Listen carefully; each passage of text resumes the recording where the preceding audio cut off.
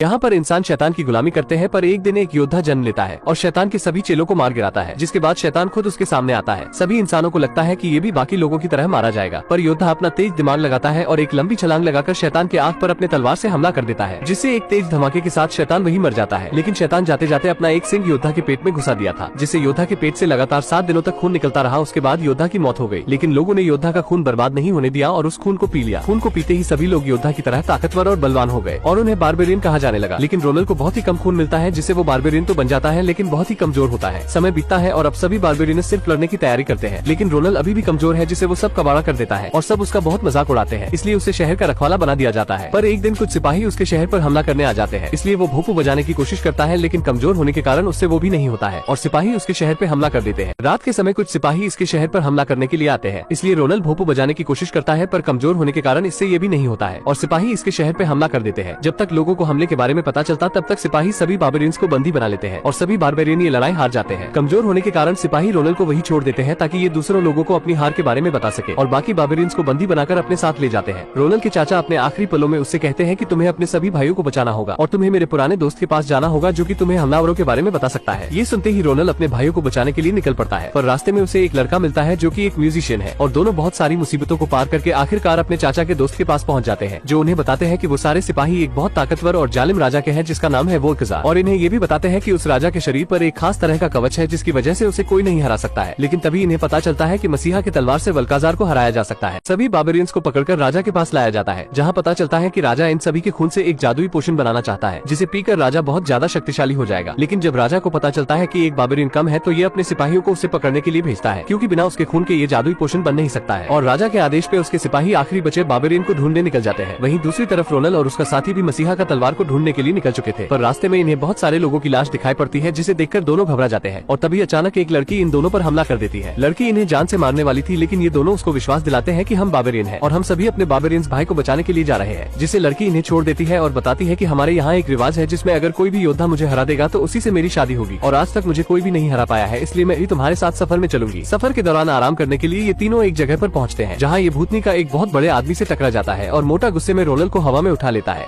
अपने सफर के दौरान तीनों एक जगह पहुँचते हैं, जहाँ ये साला एक बहुत बड़े आदमी से टकरा जाता है, जिस वजह से मोटा आदमी बहुत गुस्सा हो जाता है और रोनन को पकड़कर हवा में उठा लेता है। तभी जमीन फाड़कर राजा के सिपाही वहाँ पहुँच जाते हैं, जो रोनन को लेने आए होते हैं। सिपाही जैसे ही रोनन को पकड़ता है तो लड़की वहाँ आकर उसका सर ही उड़ा देती है। फिर तीनों वहाँ से अपनी जान बचाकर निकल जाते हैं। राजा को इस बात के बारे में पता लगता है तो वो गुस्से में तीनों को पकड़कर लाने का आदेश दे देता है, लेकिन तब तक रोनन और उसके साथी वहाँ से निकल जाते हैं। राजा के सिपाहियों से बचकर रोनन और उसके साथी एक ऐसी जगह पहुँचते हैं जहाँ से आगे का रास्ता उन्हें एक गिरगिट से पूछना पड़ता है, लेकिन रोनन बिना सोचे समझे आगे बढ़ने लगता है। वो जगह बहुत खतरनाक होती है, जिस वजह से रोनन सब कबाड़ा कर देता है और सबको अपनी जान बचाकर वहाँ से भागना पड़ता है। उसके बाद लड़की उस पर बहुत गुस्सा करती है। आगे बढ़ने पर उन्हें एक बहुत बड़ा किला दिखाई देता है, जिसके अंदर जाने पर उन्हें क्रोक की तलवार के बारे में पता लग सकता था। लड़की के लाख मना करने पर भी ये साला खुद के ऊपर गायब होने वाली दवाई लगा लेता है। उसके बाद महल के अंदर जाकर तलवार के बारे में जान लेता है। जब बाहर आता है तो लड़की भी इससे इम्प्रेस हो जाती है। तभी राजा के भेजे गए 2 ड्रैगन वहाँ आते हैं और रोनन और उसके साथियों पर हमला कर देते हैं, जिसमें से एक को तो पहले ही पकड़ लिया जाता है। ड्रैगन जैसे ही रोनन को पकड़ने वाला होता है, लड़की उसे धक्का मार देती है और खुद जाल में फंस जाती है। खुद को बचाने के लिए दोनों जंगल में भागने लगते हैं और इस तरह दोनों ड्रैगन से अपनी जान बचाते हैं।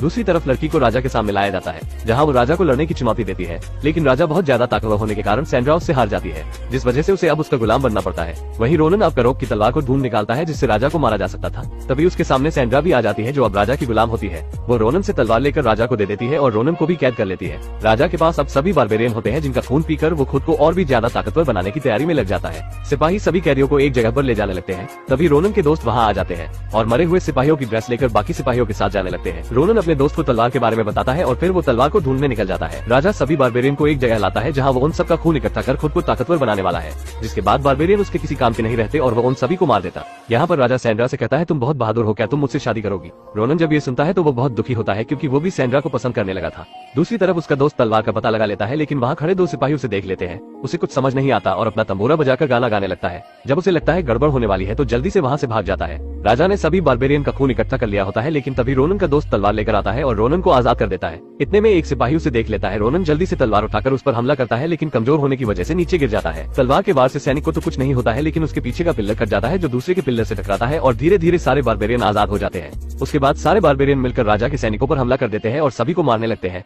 राजा सैंड्रा को बारबेरियन से लड़ने का कहता है। राजा का गुलाम होने की वजह से उसे ना चाहते हुए भी उनसे लड़ना पड़ता है। वो जैसे ही एक बारबेरियन को मारने वाली होती है कि तभी रोनन उसे रोक लेता है। रोनन उसे बहुत समझाता है कि तुम्हें राजा की बात मानने की जरूरत नहीं है और हम तुम्हारे दोस्त हैं और हमें इस लड़ाई में तुम्हारी जरूरत है। सैंड्रा को जब बात समझ आती है तो वो रुक जाती है, लेकिन तभी एक पत्थर के गिरने की वजह से वो उसके नीचे दब जाती है। इतने में राजा भी उन सभी के खून को पीकर एक बहुत बड़े दानव में बदल जाता है। वो उसी दानव जैसा लग रहा था जिसे शुरुआत में क्रोक ने मारा था। रोनन का दोस्त उसे क्रोक की कहानी के बारे में बताने लगता है, जिससे उसे बहुत हिम्मत मिलती है।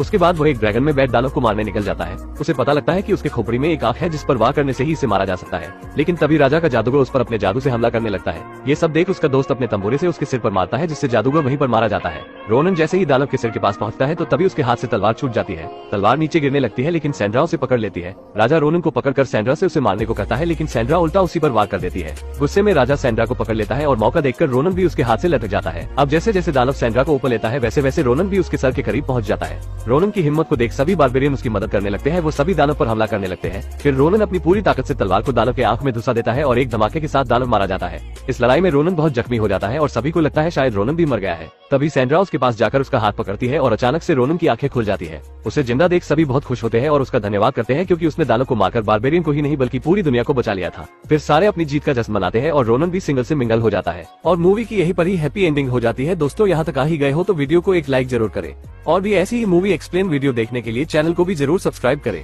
हम मिलेंगे आपसे बहुत ही जल्द ऐसी ही धमाकेदार वीडियो में। तब तक के लिए गुड बाय।